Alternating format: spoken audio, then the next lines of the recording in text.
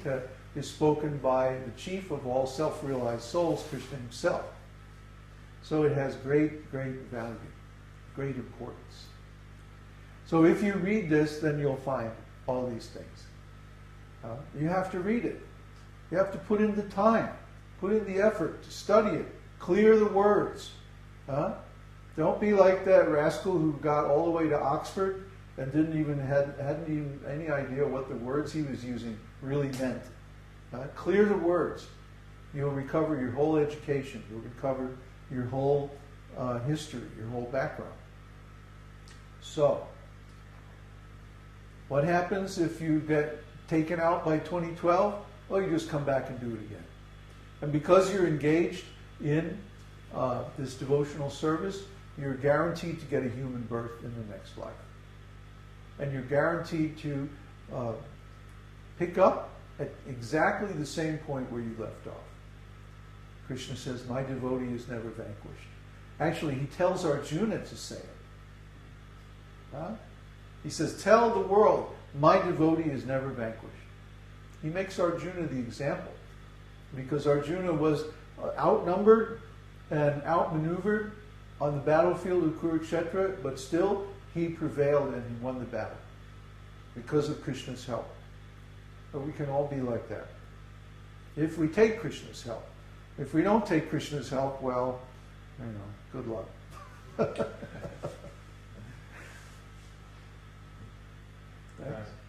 Theo added at the end, I have started but not completed yet. I will focus on finishing. There is so much to absorb here. Yeah, and you have plenty of time because you're unemployed. Then Vignesh's question. I think a guru also needs to be funny with great sense of humor. Do you think so? I think you are funny and cool guru. Yeah. Well, people who don't have a sense of humor are just really boring.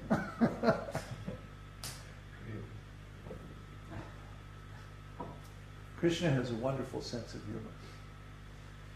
There's a nice story in Krishna book that one time, well, it's a little bit intimate, but Radharani is with Krishna, and she says, "Where is your vasa? Where is your vasa?" In Sanskrit, vasa means dress. Where are your clothes? And of course, like most Sanskrit words, vasa can also mean several other things. So Krishna replies, taking the word vasa to mean fragrance. He says, I have assumed this fragrance just to attract you. No, she goes, I'm not talking about your fragrance. I mean your vasa. Where's your vasa? And I forget all the details. It's really funny.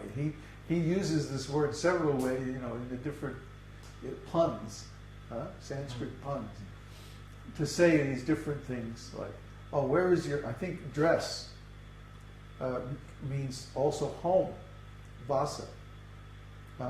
Like for example, you can say Bhartavasi means someone from India, right? So, or Brajavasi means someone from Vrindavan. So Vasa means your residence, your place of residence. And so Krishna says, my residence is in your beautiful eyes. And they go on like this. And no, I'm not talking about that. Where's your vasa? Where's your clothes? Krishna is such he can be a real rascal sometimes. Okay, so that's it. That's it.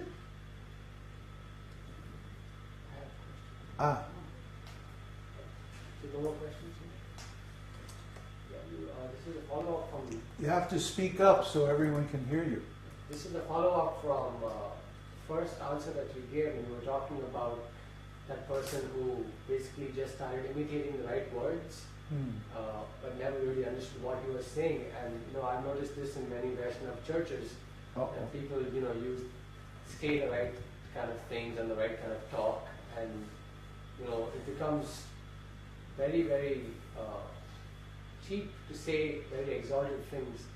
Everyone will talk like some great Vaishnava acharya. I'm so fallen, and I'm at your feet, like that, without exactly understanding what that means, or there being a complete disconnect between behavior and the words that they're speaking. But when we read the words of acharyas like this, like the songs of the acharyas, that when will my eyes, flow with tears and my body shiver when I hear your name, like these kind of expressions,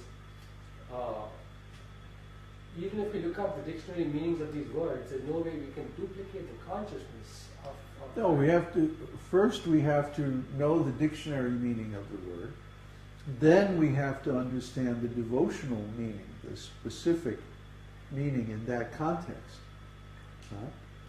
If you've never had this experience, then you can't imagine what it really means. Yeah. But if you have the experience, then it's very clear. That's why we chant. Yeah, that's why we get together, we chant, we study scriptures, we try to penetrate this ourselves. It's not like, okay, you come to the lecture and then you hear all these words, blah, blah, blah, blah, blah, and then you go away and you get some degree. Oh yes, now you understand. Very good. Bye. No, it's that you hear and then you do it yourself until you get the experience. When you get the experience, then you can say you understand. But to simply mouth the words without any real experience, that's not acceptable, that's cheating. So, unfortunately, in some Vaishnava groups, this mood of cheating has become accepted, has become very prominent, in fact. Because ultimately they're trying to be guru and they're not really qualified. So self-realization means that you have the experience. That you come into contact with Krishna. You come face to face with Krishna.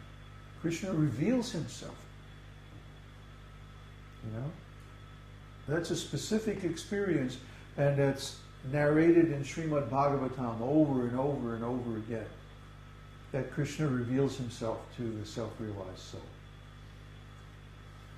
So if that doesn't happen, then you can't claim to be guru, you can't claim to be self-realized.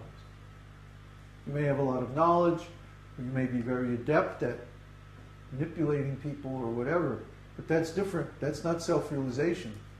That's something else. I call it sociopathy. I call it, it's some kind of sickness. Kanja.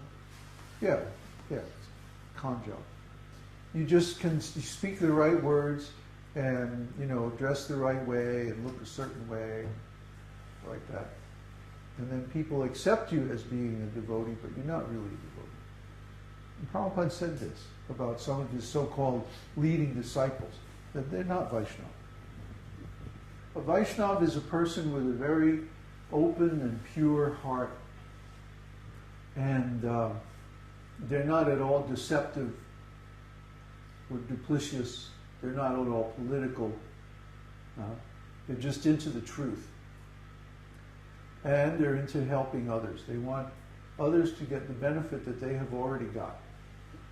See, there's no benefit in this world that is as attractive as the benefit of being Krishna conscious. You see? So once you're Krishna conscious, there's no benefit in money, power, influence, or fame, or anything in this world that could be attractive. You see? The only thing that is attractive is to see other people get that same benefit because it's so wonderful. We like to see that. We like to see people become happy like we are. We don't like seeing people suffer. And this world is just full of suffering people.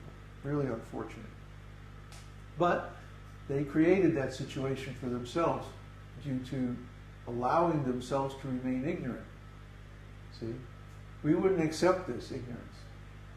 We refused to accept it. We said, no, I'm not going to accept being ignorant. I'm not going to be a victim of material circumstances. I'm going to search for the knowledge that will set me free. See? And then once we found that knowledge, we refused to accept a simply superficial approach to it, but to actually duplicate the experience that is narrated again and again and again in Śrīmad-Bhāgavatam, and refused to give up until we attained that goal. See? That requires a special kind of